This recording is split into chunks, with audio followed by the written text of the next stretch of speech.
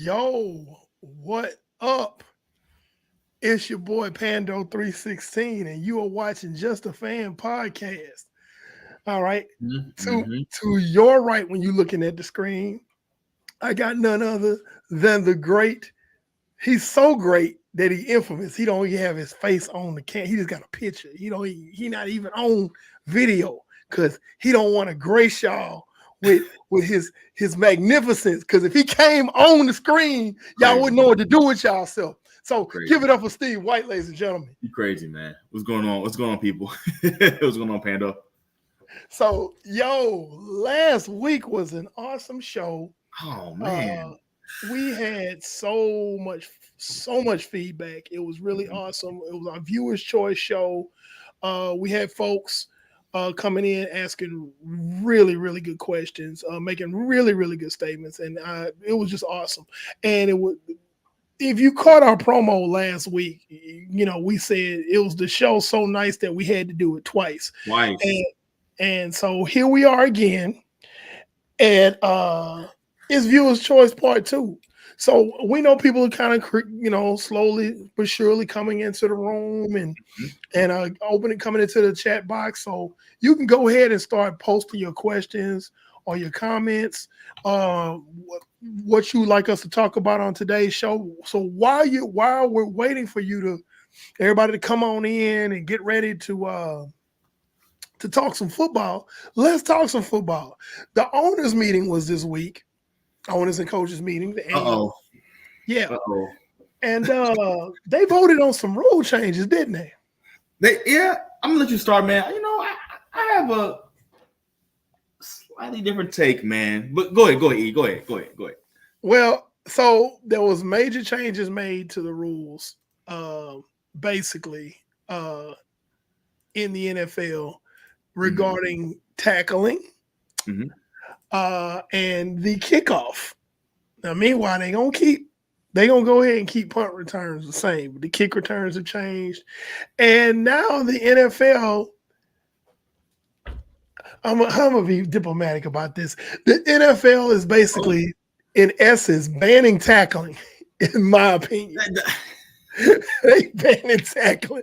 It's like, if I'm not mistaken, I got to do some more research on this, but if I'm not mistaken, they literally voted unanimously for this. And it's like, there was nobody in the room that said, hey man, how are we supposed to tackle folk, man? Yeah. Hey. Nobody was saying, it was just, let's do away with the hip drop tackle. Well, my thing is, it's like they changed so many rules, man. It's overtime rules, hip tackling, the rules concerning protecting the quarterback. It's like if all these were in place for at least the past 40 years, man, there'd be so many different outcomes in the NFL games. But, people won with the old rules, so you're not keeping that. So now you have, you look at Mejon Gree, you look at Darren Woodson, you look at Sean Taylor. It's if these guys play under these new rules, man, would they be as great? They're different outcomes for teams. Yeah. You know what I'm saying? That's a completely different question. It's a different outlook, I should say. Yeah. When you think about it, because it's like, okay, there's something like, okay, I'm gonna take it even further with rule changes. Okay. You remember Mel Blunt? Yeah, of course. No block. Yeah, of course. Mel Blunt, cornerback, went to Southern University, HBCU. Yeah. Played corner for the Steelers. Mel Blunt was the reason why they changed the rule about the illegal contact and pass interference. Yeah. Yeah. Would Mel Blunt be as good or a Hall of Fame corner had those rules existed during his time? Man, Brian Dawkins, John Lynch. I mean, some nasty guys, man. It's too much change, man. It's too much change, man. In my opinion, it's bad for the game. It's bad for the history and integrity of the game, the legends who played it. You know, according to the rules, man. It's just it's getting ridiculous, man. Yeah, it's not what we, but to be clear, the hip drop tackle is when you basically wrap up on a player and then drop your hips, drop your weight to bring a player down on to their back end. Like, so if they're running, grabbing them and then dropping your weight, which hits their calves, knees, or whatever. But my thing is this: it's never been a rule before. Like in the past, you got to take them down by any means necessary. Horse collar, they got to go to the ground. Yeah, right. I kind of get the horse collar a little bit, but the hip drop tackle.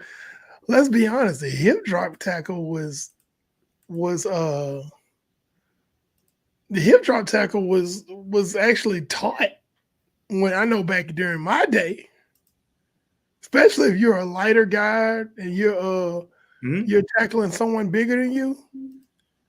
You know, it's like, hey man. I get the safety of it. I mean, because it is a tough tackle. I mean, it's dangerous, but it's a dangerous sport, man. Like, people have been doing it. Like, why now? Why now? That's like, overtime. Why now? You know that old adage where they say, well, if it ain't broke, don't fix it. But you got some people that steady got to fix it when it isn't broke. You know what I mean? Why now, man? I mean, you got people doing. You think back to the 60s, 70s, 80s, man. They were doing face masks. I'm not saying it's right, but it was a sport. The face masks, the horse collars, the roughing, according to today's standards. I mean, it was acceptable up until recently. Like, let the game be the game, man. Yeah, I don't know. And that not being sensitive, but it's like. These people get paid millions of dollars, man, to play a violent sport. And we enjoy watching it. I mean, it sounds crazy, but we enjoy watching it.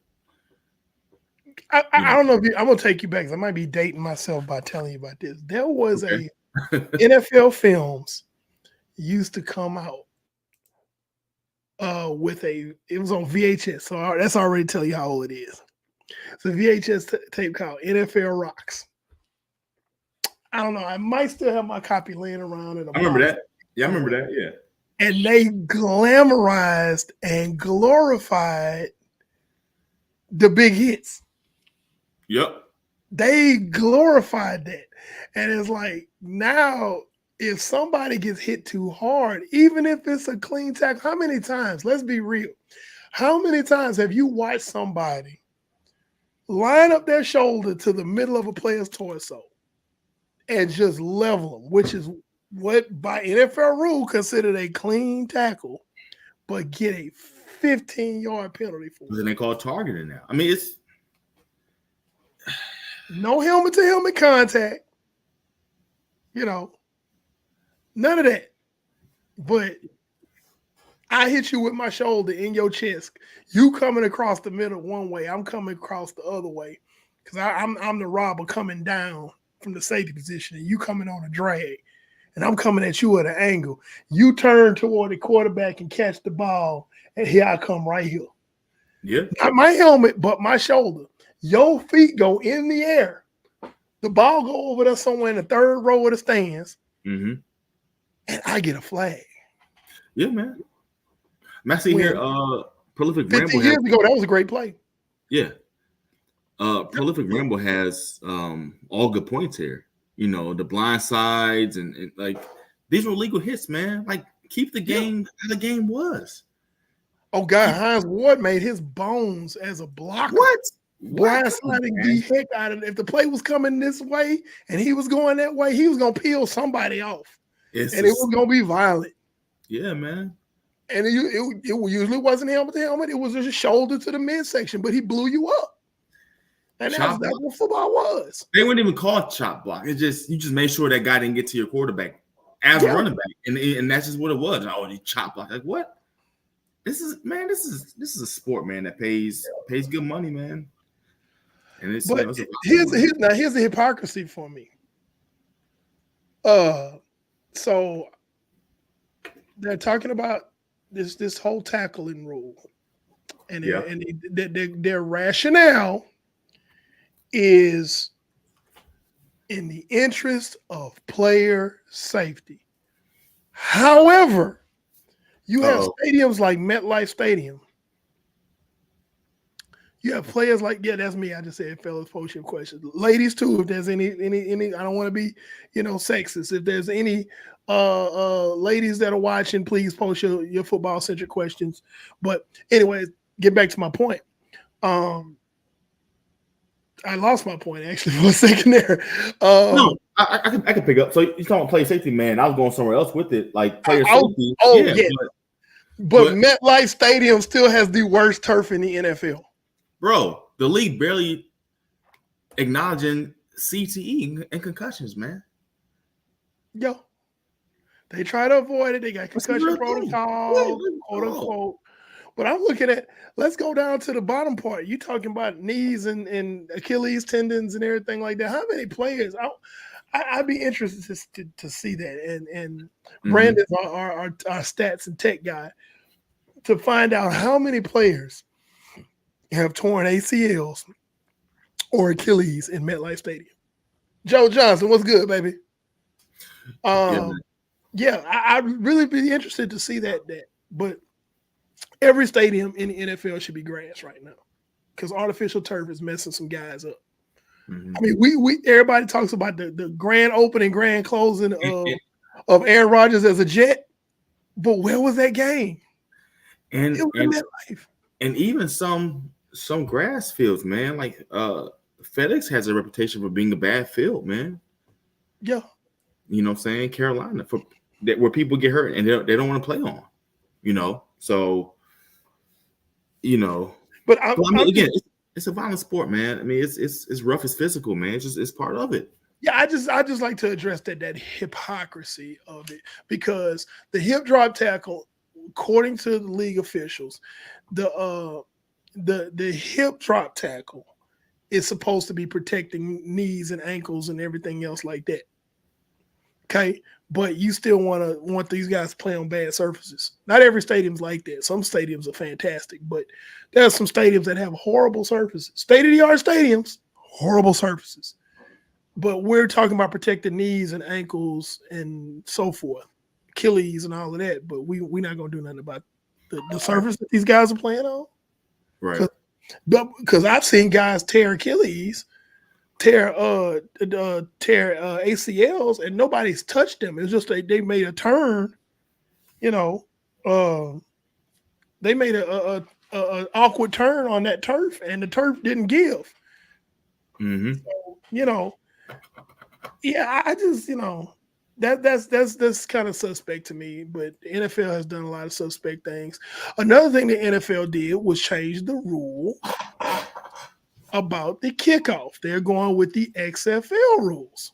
Yeah, so dig into that because I saw it was shared. I didn't really look into what that actually meant for the league. So basically, now if the ball goes into the end zone on a touchback, that it comes all the way out to the 30-yard line. Okay. Basically, the teams are going to line up roughly about 10 yards away from each other. So it's going to be almost like a design run play. So there's nobody running full speed. Nobody's running full speed at each other anymore. So if the kicker is able to drop that kick in that zone between the other team lining up on that team's 30, on their 30, and the end zone, then they can return that. But it's going to be set up where it's almost like a play from scrimmage because the kick coverage is going to be, I think, less than 5 yards away. I got to look at the diagram again. But it's very close to the kick block, the blockers for the returner. So that changes how people look at things because now more people, I think, more coaches are going to be more apt to basically let some of their skill players, their stars, return kicks now because it's a little bit safer. Like, for example, I'm just going to use my team, for example. You might see a Christian McCaffrey and Deebo Samuel back there to return kicks now because it's literally going to be like a design run play. Well, yeah. I mean, it's they changed the kickoff stands for more touchbacks. Now they're trying to correct, so there are more returns. Because roughly about 95% of the time, those balls went in the end zone because these kickers are, some of them are inaccurate as hell, but you can't doubt their leg strength. The leg strength on these kickers now is incredible. You know, some of them is inaccurate as hell. You know, Jake. Well, but at the same time, they got the leg. So what was going on is there was so many kicks going in the end zone. It was like, okay, where's a return? You know, right? They made a rule for safety, but people are not returning these kicks. So, let's change it back so they're more kick. Like, why y'all messing with the rule in the first place, man? Yeah. So let's get to some of these questions because the box is starting to fill up now. And hey, you guys that are in here now, that are on our comment box on Facebook and the comment box on YouTube, go ahead and tag a friend and invite them in as well, please. So who should the Washington draft at number 2? Obviously, it should be a quarterback. Now, our resident quarterback guru, Tris TV, is not with us tonight, but he will be able to. He not only is he our quarterback guru, he scouts our quarterbacks. He also is a Washington Commanders fan, so he has some insight on that. I think it just, in my opinion, and again, I don't scout the quarterbacks. I'm looking at Daniels, right, the LSU kid. I think that would be the move. This is supposed to be a very, very deep quarterback class. When we're looking at possibly quarterbacks going, potential starters going all the way into maybe day 2, second round. So I think that's who they should go after. But obviously, like, just from a generic answer, I'm gonna say it's got to be a quarterback because they're putting in the offseason, they have put together a heck of a team in free agency. They still got a lot of draft picks. They can go and fill some other spots. And it says get a quarterback second round. Okay, so are you referring to the Commanders getting a quarterback in the second round and not at pick 2? So we know it's going to be Caleb Williams, Jaden Daniels, and JJ McCarthy as the top 3 quarterbacks drafted. Now, which order? I'm not convicted on which order they're going to go yet. You know, we know Chicago's going to get one. You know, Washington will. I'm not exactly sold on Caleb Williams either. Oh, yeah. Now that doesn't mean Chicago isn't going to draft him. That's not what I'm saying.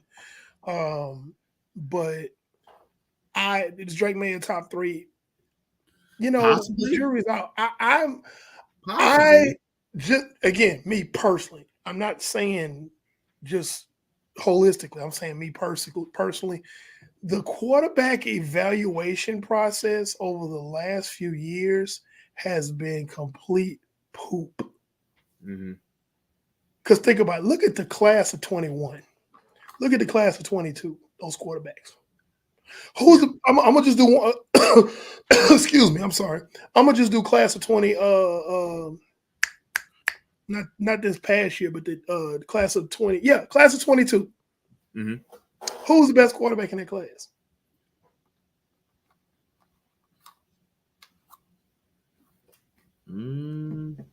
I'll give you a hint. He was Mr. Irrelevant. Iowa State. He was Mr. Irrelevant. The last pick in the draft, was the best quarterback in that class. The best quarterback in that class. They had so many guys drafted ahead of him. Okay, so you had so many guys drafted ahead of. Oh, he's gonna be this and he's gonna be that. Oh, Kenny Pickett. You remember that? You remember that? Man, but you look at the best quarterbacks, say the past 15, 20 years. I mean, none of them, if we had to put a top 10, none of them were drafted in the top 5. And that's my point. Yeah. That's my point, Steve. Yeah. The quarterback evaluation process over the last probably 5 to 7 years has been kind of poop. More than that, man. Where Tom Brady get drafted 6th round? Brady drafted 6th round? The experts are like, yeah, he's gonna be this or that. Remember how they were just talking about Mac Jones? Mac Jones barely got a job now. Man, look at this, man. Look at this. Look at Brady drafted in like the 6th round, I think. 6th round. I think Aaron Rodgers drafted late 1st round. Pat Mahomes pretty much middle of the 1st round. Like, these guys were not early picks, man, in their draft class. And people gonna still just keep for quarterbacks. What am I doing? Yeah. They're gonna still keep reaching for quarterback because these guys are playing in these whodunit offenses and these popular schools and these whodunit offenses, and a lot of times it doesn't translate to NFL success. So we've had a couple like C.J. Stroud. He's the outlier, but right now he's more the exception than the norm. The exception does not determine the rule. When really the rule should be, if you drafted it high, you're supposed to go off. But that's not happening. It's not happening. You got guys, like I said, C.J. Stroud is the only one that falls into that box of I got drafted high and I'm balling. That's it. It's very few guys that have been drafted high over the last few years, and it's like, oh wow, yeah, okay, yeah. Trey Lance sitting behind 2 quarterbacks in Dallas. He's a 3rd string quarterback in Dallas. Mac Jones barely got a job. Probably won't be in the league within the next couple of years. I will be willing to bet Mac Jones may not be in the league much longer, or he'll just be a perennial backup the rest of his career. Kenny Pickett. They hurry. Pittsburgh is the type of franchise they hold on and they give you chance after chance after chance. Pittsburgh don't jettison folk that quick, but he gone out of Pittsburgh. See what I'm saying? Meanwhile, little old Brock Purdy from Iowa State. Everybody ain't checking for Iowa State. Breece Hall going off came out of Iowa State. Brock Purdy going off came out of Iowa State. Y'all need to put some respect on Iowa State's name. That's right. So street, man. Show some respect, man. Come on, man. So, but I digress from that point. But he was the last quarterback chosen. He was selected, and before anybody comes, it's like, well, Kyle Shanahan has a good eye. Get out my face. No, that's not what happened. They was like, well, we need a camp arm. Let's bring in this kid from Iowa State. He came in as the 4th stringer. Actually, he made the roster as the 3rd. That's what happened. So let's get to some more questions. What we got? Questions? Okay, you think Harbaugh is going OL or DL? Oh, for the draft. Well, that's a whole rebuild on that defensive line. The interior is not what it was. Joey Bosa and Khalil Mack are long in the tooth. Khalil, even though they agreed to come back, So I would think defensive lineman, considering the fact that defensive lineman is not as deep a class this year, like after probably day 2, that's it. You're gonna get a bunch of developmental guys. Um, so Yeah. I think Kansas City, you got Rashawn Slater coming back. Um, you know, at left tackle, and I think that offensive line is going to be okay. I think the issue is going to really be what is this defense going to look like. So I think defensive lineman. If you just ask me, I agree. like they question it specifically because there are other issues that need to be addressed in LA when we talk about the Chargers. There are, but just to specifically answer your question, O-line or D-line first in for the Chargers, I'm going D-line. That's my opinion on that. Steve, what you think? I'm thinking O-line. I'm thinking two things. Number one, I feel like if it made sense for him to offload Bosa and Khalil Mack, he would have. I feel like with their contract number and their age, he probably wasn't able to get a deal that he wanted. So that's why I'm thinking O-line, because he's trying to make the Justin Herbert situation look good. So, I think he wants to build that a little bit with the top tier tackle, preferably to see what he can really get out of Herbert, because now it's on Harbaugh's shoulders to see if he can make that work. That's a big responsibility for him. You know what I'm saying? So I think he's going to go there before D-line to make that pick make sense. I mean, he has a lot of potential, Herbert does, but he's got to put some offensive resources around him to do that, especially getting rid of Williams and Keenan Allen.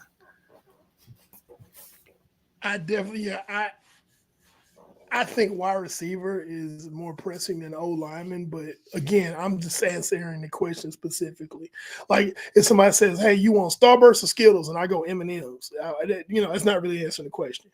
So So I think they're more pressing needs. He needs weapons. Like Justin Herbert needs weapons. So I think that basically, I think D-line is, because they're getting longer in the tooth, there's not a lot in the middle. Sebastian Joseph Day left earlier, and True. the middle of that, Caden San Francisco did absolutely nothing. So they're going to be looking at probably interior D-line right away. If they draft high of a D-lineman, they draft a D-lineman, like let's say anywhere between day 1 to day 2, I think they're going to go interior defensive lineman to kind of shore up that inside. I'm thinking you have the edges. Like a Chris Jenkins from Michigan. That's Harbaugh's guy anyway. You have edge rusher. You have Bosa and Mack are edge rushers. You're good on the edge. I mean, it costs a lot of money, but you're good on the edge. Yeah. So that was a good question. Let's go to another one. Yeah. Any comments on Deion saying Travis Shador will pull an Eli Manning if they don't like the team that picks him? Ooh, I'm glad that's a can of worms, boy. You just brought a can over there. That's my brother Keenan right there. We could do a whole show on just talking about that almost. Well, yeah, I mean, so they're not coming out this year, right? We're speaking on draft. They're not coming out this year. But I'll address the question. The skill players, it's a little more difficult to pull an Eli as a skill player.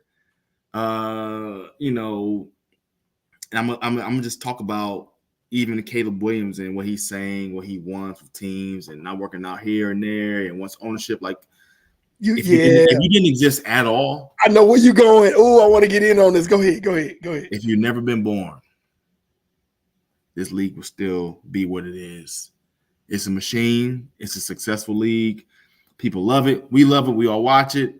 So, coming out there saying what you're not going to be, where you're not going to be, it's like teams, like no one, in my opinion, I think the league feels the same way. No one's really that special to really pull that kind of thing. We all work for corporations and government systems, and it's like, and we're talented. But if we say, hey, look, my way or the highway, they'll be like, well, you know what?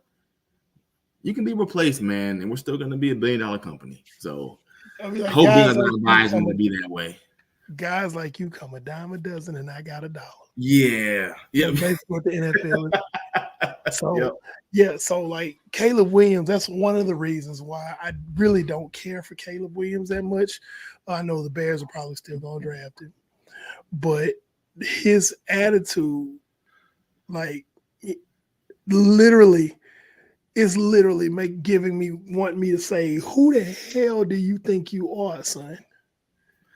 Like you Bro. need to come down off your high horse. Like, yeah, okay, you quote unquote the highest rated quarterback, but that doesn't really mean anything. Given my previous statement about how the evaluation, like who knows? The Bears could draft Caleb Williams. Wait till day 3 and draft Who Shot John from East Bumblefuck University. Who Shot John comes to camp and outshines Caleb Williams and gets his job and playing on a third string contract, league minimum. So like it can happen. Yeah, man. Yeah, It can happen. Man, a lot of these guys, and we're in the NIL era, we're in social media era, it's attention. People are profiting from attention and their names and their images and their reputation. But like in the day, man, y'all gotta play, man. Yeah. So like, and you gotta play in this league. I don't care about what you did at USC. I don't care about what you did at LSU. I don't care about what you did at Florida State. What can you do in this league? You know how many people who have been have been monsters. You know how many guys in the College Football Hall of Fame who ain't in the NFL Hall of Fame? Exactly. Listen. You can get NIL. You can get $2 million your junior year, senior year. You hit this league, man. You got to play, man. You got to show and prove. And if you ain't performing, they don't care what your name is. It's all about wins, playoff wins, and Super Bowls. Because there are more busts than there are and good numbers. Yeah, they don't mean nothing, man. In the NFL, yes, there are more busts than there are great ones in the NFL. And you're joining teams with Pro Bowls, professionals. They have good contracts. They've had max contracts. Guys that are working on retirement, looking at retirement. Man, they're trying to extend their career, get more wins. The last thing they want is a young hotshot coming and talking about what he's not going to do because of what the NIL pumped his head up to be in college. Yeah, and like I said, I like the NIL. That could be their children. I like the NIL.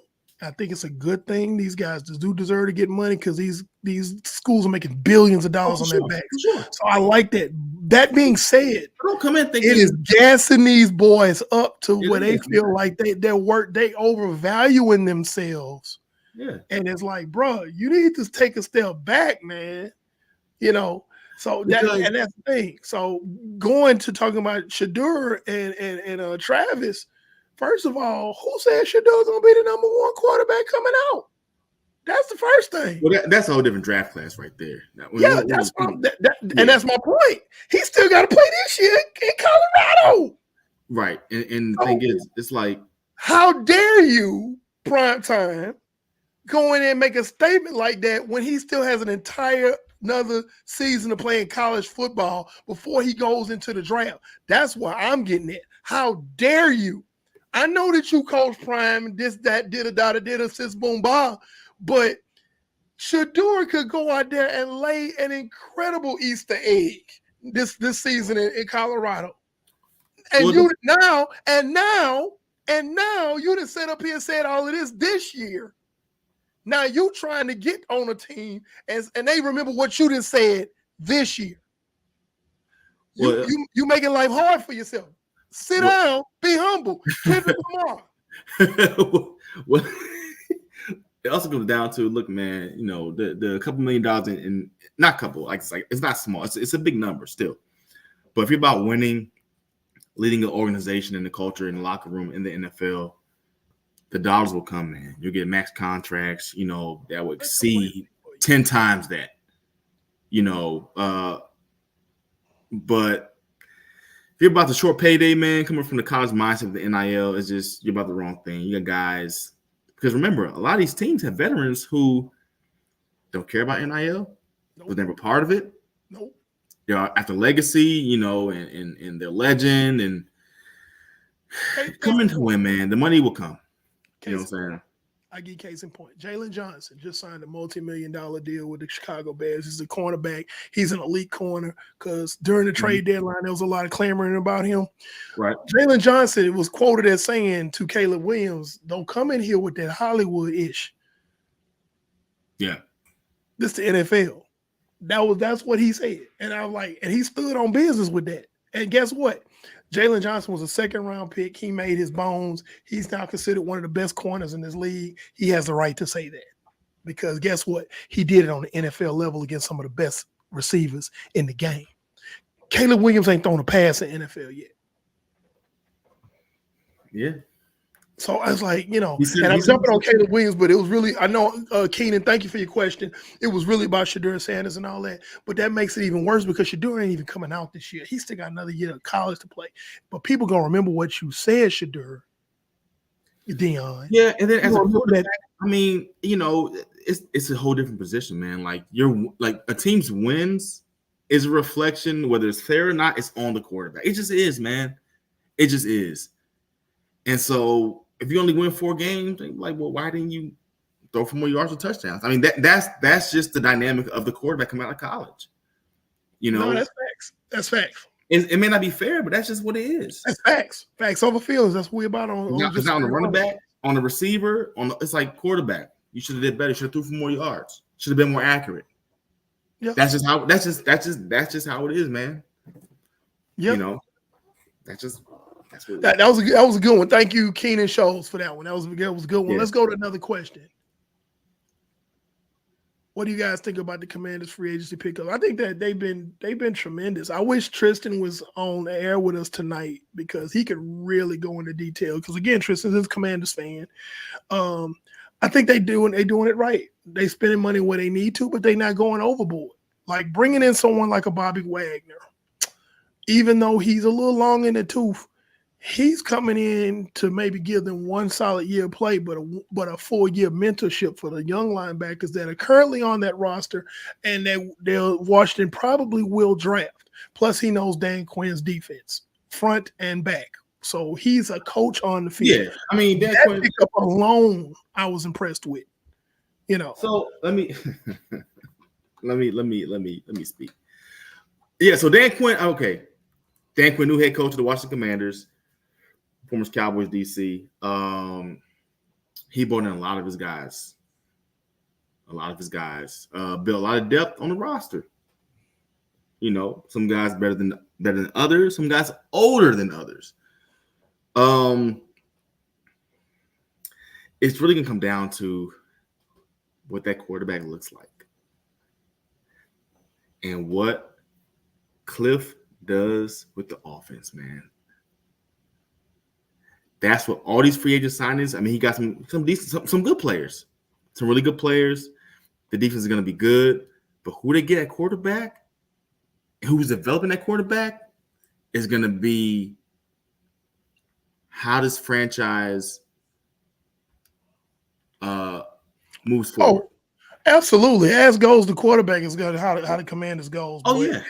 But that being said, there were some very good moves done to put talent around him. Sure.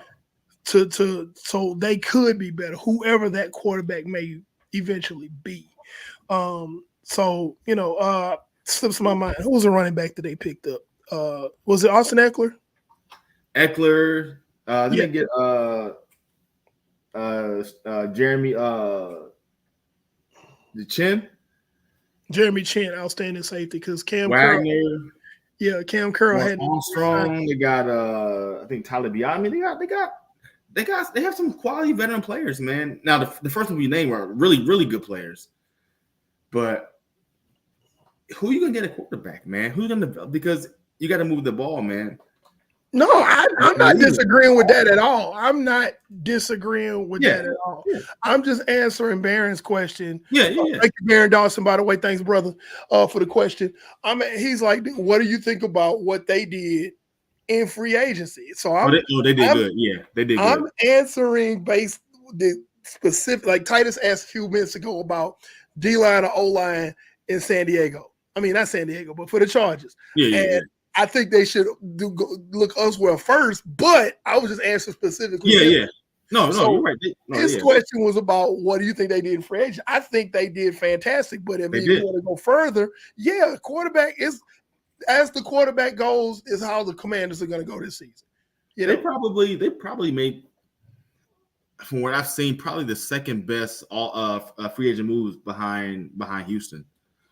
Yeah, and Houston, if you want to have a championship belt for teams that for winning the Super Bowl of the offseason, it's got to be the Houston Texans. But Washington's right behind. They did really well, and they didn't go nuts either. They didn't go crazy. That's the thing, because a lot of people they'll sit up and go, we got all of this cap room. Whoa, let's go, baby. And it's like, no, you still got to be frugal, because you need to roll some of this stuff over for when some of your bigger names might hit free agency the following year. You got to roll that cap space over so you can pay these guys. And I think they did masterfully, because here's the thing. After all of those signings that the Washington Commanders did this offseason, these jokers still got $43 million in cap space. Yeah, man. That's brilliant. And again, they're gonna spend all their bread right now. You can roll that to next offseason. You know what I'm saying? You can and roll it over. And they did a really good job. They did a really good job. Speaking of which, with all of these media deals that the NFL has done, they got Peacock involved, Amazon involved. I guarantee you the cap is probably going to jump probably 25-30 million more than what's expected the following year. Mm-hmm. So, a lot of people talk about, well, how these guys going to sign this guy? How they going to sign? Look, that cap about to go up. There's going to be some teams that making signings that you didn't think that was going to be able to get made because of their current situation. But like you look at the Commanders, $43 million, and they didn't sign everybody. They probably gonna spend maybe $7-8 million this year for their draft picks in cap space. So they sitting pretty, because that's gonna roll right over into the next year. And now they can really do some damage. And guess what? If this young quarterback don't work, they ain't gonna get a journeyman. So, but to answer that question, thank you, Baron Dawson, for your question. To answer that question, I think they did masterfully in free agency. They did it, and they did it smart. They didn't go out there and they didn't do that, but they went and got some guys they needed. And I think they're going to address everything else in the draft. Yeah. Let's get the next question. Should Arizona trade out of the number? Honestly, yes. Yes, they should. Because if you are going to go ahead and stick with Kyler, am I taller than a fifth grader Murray? I think my son is taller than my son's 11. I think he's taller than Kyler Murray. But I digress. If you just committed to Kyler Murray, which certainly appears that the Arizona Cardinals are, which means they're going to probably be fourth place in the division again. They're committed to Kyler Murray as their quarterback. Draft positions like 4 overall, you don't need that. You need players, because that team is talent depleted. So if you quote unquote think you have your quarterback, then you need to go and back up a few picks, pick up some more picks, and fill that team out. Because the Seahawks is coming. Okay, I hate them, but they coming. Listen, I don't know. 49ers ain't going nowhere. Listen, we all know. If they didn't give him that contract, if they could have got rid of him, they would have by now. So what they do it for, I don't think many people care about, to be completely honest. Like, if they could get rid of him for nothing to free up the cap space, I feel like they would have, man. Yeah, not yet. Of course, that's their fault, because they painted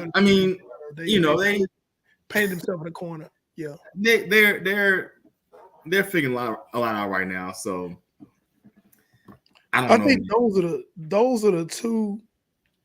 are the two worst quarterback contracts in the league, and that's Daniel Jones in New York and Kyler Murray in Arizona, because they stuck with these guys. So and so my opinion, unless they pull a Denver and say, you know what, screw it, we'll just eat the cap, we'll just eat it. That's what I'm saying. That's exactly. So my opinion, whatever the Giants do with it's like you guys have a lot more to worry about than who you draft first.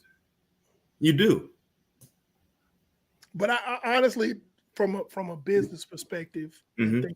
thinking strategically, thinking tactically, if I'm the GM of the Cardinals, I move out of that spot because I know there's people below me that want a quarterback.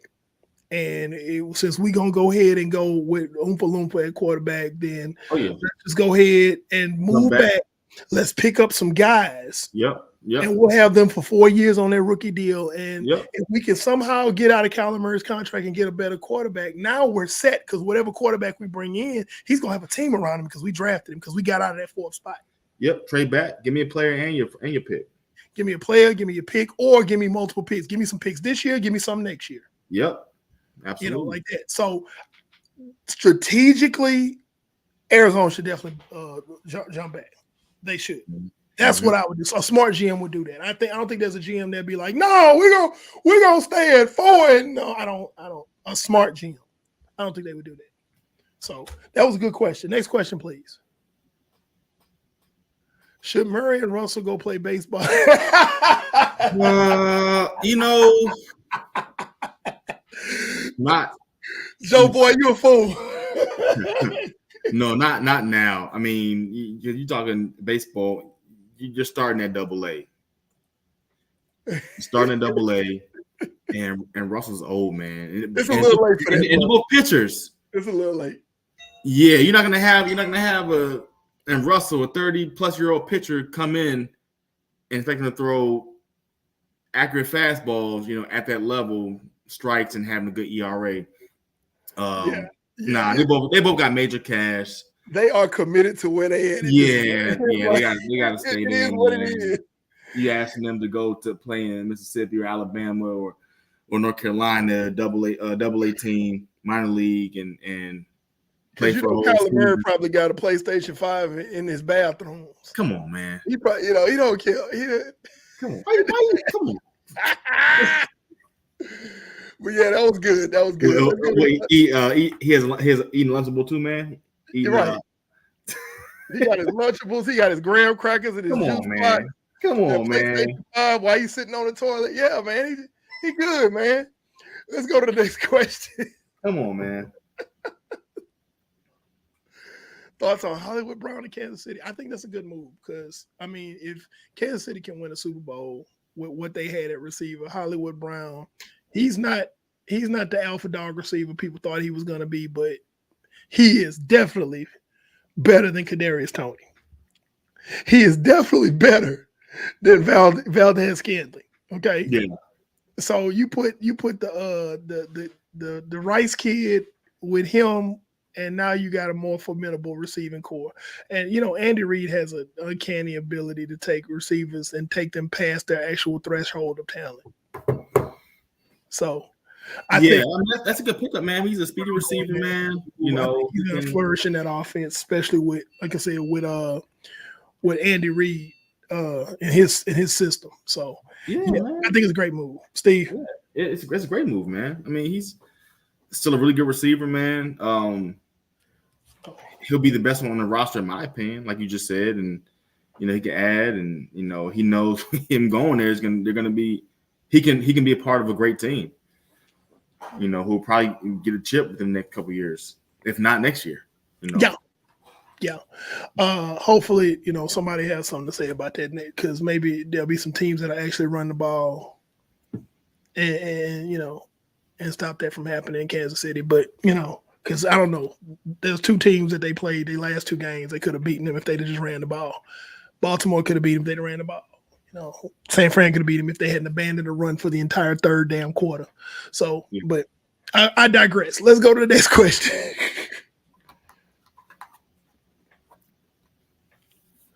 With both Carolina and New England interested in getting Stephon Gilmore back, do you think he should go or stay another year with Dallas? At this point, I think Stephon Gilmore should be about getting his bag because he's very, very close to retirement. So whoever is going to give him the most money, that's where he should go. And I agree. And let me say this, man. Dallas, people like Dallas doesn't have money to do stuff. So stop saying Dallas ain't doing nothing in free agency. We don't have money to do that. They really don't. They really don't. And you think this is Madden. We can just sign whoever you want, whenever you want. Yeah, that's not. You have to extend rather. You have to extend CeeDee Lamb.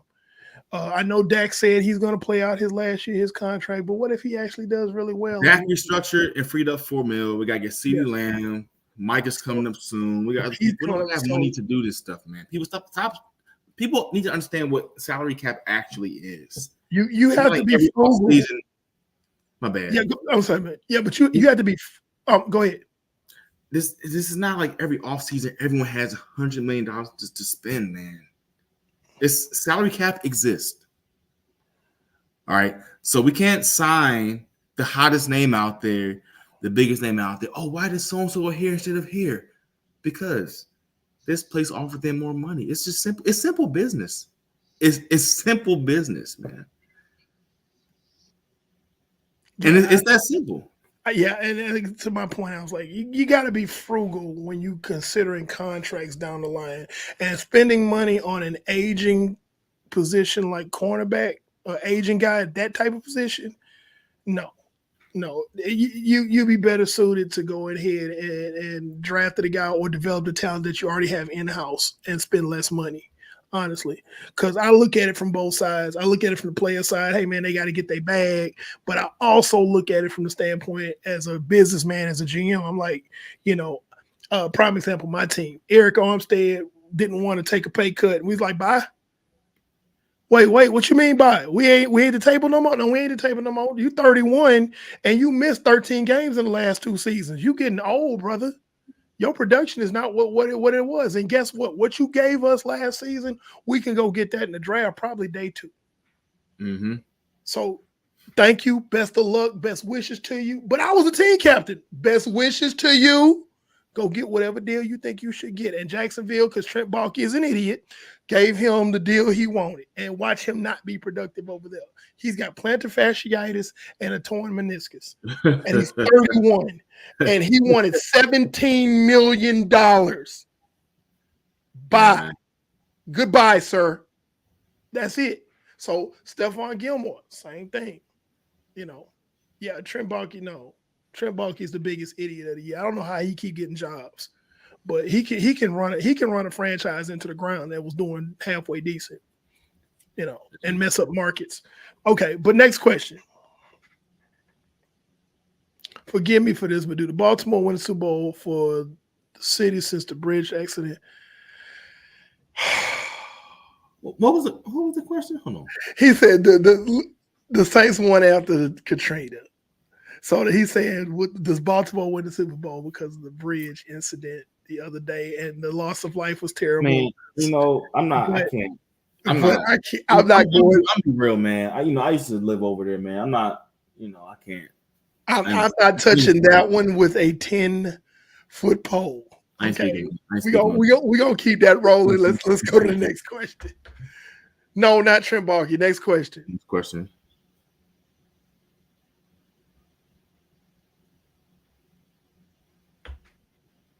Next question. I know we got some. Okay. What's your take on Shedeur Sanders' comments about 6'8" football? 6'8" football. I don't know. What was his comments on that? Yeah, I didn't see anything about 6'8". I know his comments about the draft and, pulling in Eli or whatever. But other than that, I don't know what he meant by 6'8" football. That one's over. You have to clarify that one a little bit better, bro. Let's go to another one, and we'll come back to you. Let's go to another one. No, not Trent Baalke being GM of the year. Let's go to the next question. How you get trolled by your own production manager?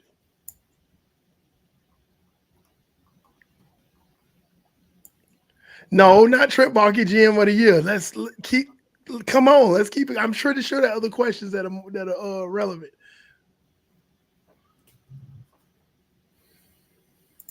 What do we got? No more questions? Oh, wow. We got to everybody tonight? Because we sure didn't get to everybody.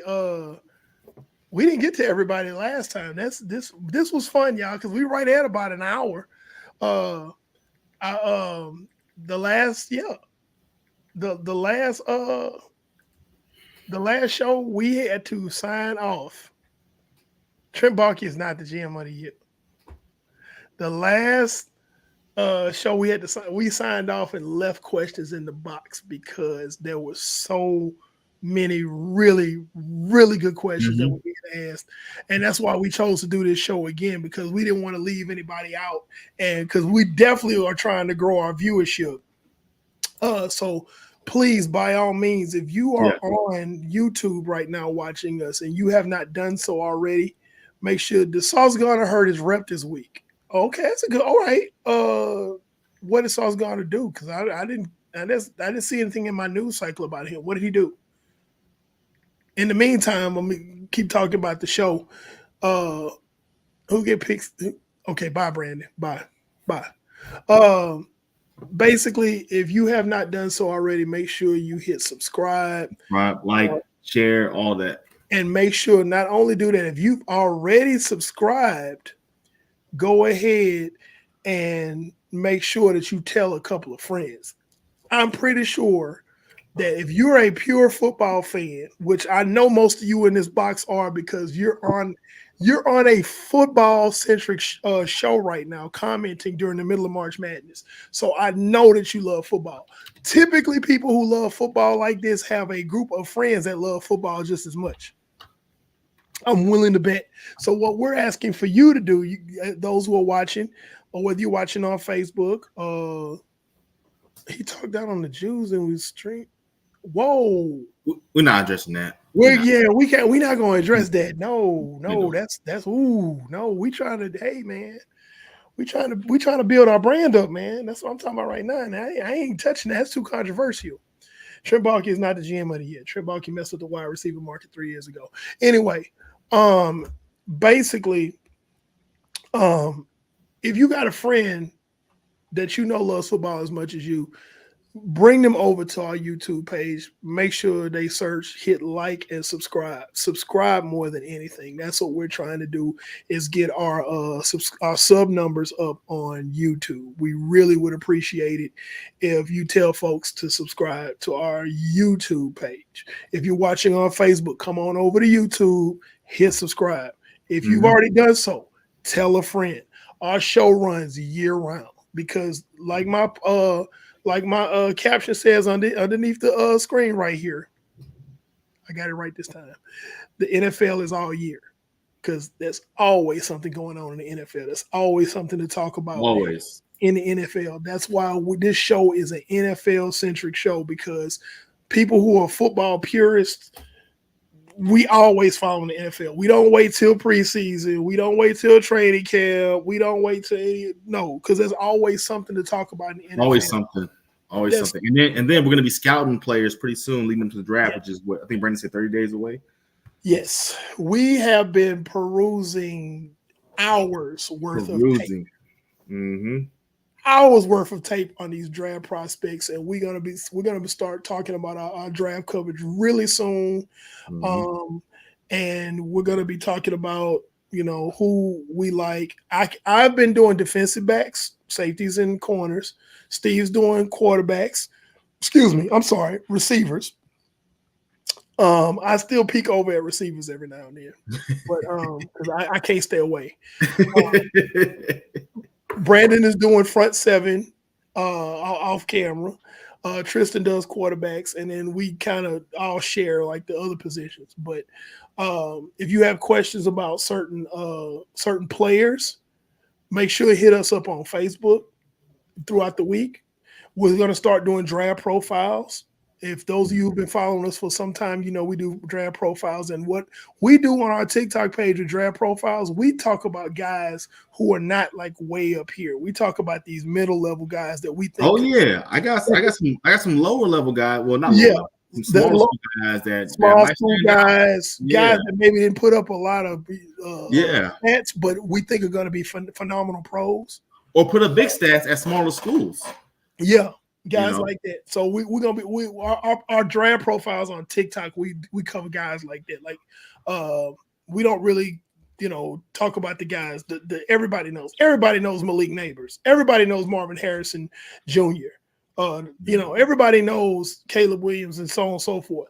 Those big names, we don't focus so much on those guys. We look for those diamonds in the rough. That's what we like to focus on in the NFL draft. We really like those day 2 and day 3 guys.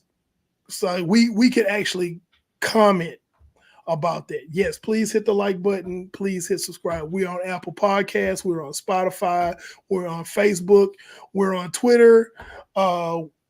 X, formerly known as Twitter.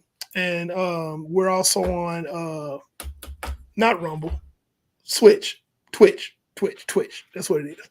So we are a bunch of different platforms. Nintendo Switch. That's what I was thinking about. My son was asking about that. Say, you already got a PlayStation 5. Get all the way out my face. You ain't got no job. I got a job and I ain't got a PlayStation 5. So anyway, but the most important thing is that you subscribe to our YouTube page and bring a friend over to subscribe to our YouTube page and hit the notification bell so you know when we go live. You can tune in. If you, oh yeah, that's right, the guys are on tonight. And even though this was our viewers' choice show, and the majority of our content tonight was basically your questions and us addressing your questions, we are not going to ignore you when we actually have our shows, when we have specific content that we cover. We may not be able to get to everybody's question, but we definitely will. If somebody has a good question or makes a really great statement, we will definitely put up on the screen and we will recognize you and we will shout you out, and you get to get your moment in the sun. Last but not least, speaking of moment in the sun, pretty soon we're going to be covering our division by division breakdown. Mm-hmm. We do it every year when we cover NFC West, NFC East, and so on and so forth. We cover all 8 divisions, and we talk about the entire show is about that division. And this is the chance where you, as our fan, get to come on and possibly be a guest, or you're on the screen, you got your own block up here somewhere on the screen around us, yep. And we're talking about your team. So if you'd like to be a guest on our show, please let us know. Hit us in the inbox on our Facebook page, Just a Fan Podcast on Facebook, and say, hey, I'd like to be a commentator when you cover the AFC South because I'm a Titans fan, something like that. And then we'll vet you and we'll find out, what you know. And if we like you, then you'll be on our show. If you don't believe us, go back and look at some of our shows from about a year ago. We've had several guests for each division. And those are some of our best shows, honestly. Yeah. And going division by division, we also give our predictions. You can give yours as well. Yes. We document it and we can track, who was right, who was more accurate as far as, prediction as far as who falls where. And we was mostly right. I ain't because I got it written right here. I'm the chronicler. I'll tell you, we was mostly right. We didn't miss on too much. I'm gonna just tell you right now. So, but yeah, make sure if you'd like to be a guest when we cover your division, let us know. Start letting us know now so we can start putting together our roster. But thank you so much for tuning in tonight. This has been our Viewers Choice Part 2. Mm-hmm. And make sure to tune in next week because we're gonna be right here because we're just fans and you're just fans and we want to talk about football. So thank you for tuning in tonight. I'm Pando 316, the good guy with the black hat. Over here is my man. Hugh Clefner, Steve White. And behind the scenes is Mr. Brandon Williams. Tris TV is still out with the laryngitis. He did not fall off the bridge. He's okay. Hey man, stop. Okay, no, he's okay. So he just had laryngitis tonight. So I think that's what we think it is. So obviously he can't talk. So, but Tris TV should be back next week, hopefully. Mm-hmm. But thank you for tuning in and good night. All right, y'all. Peace. Trent Baalke is not GM of the year.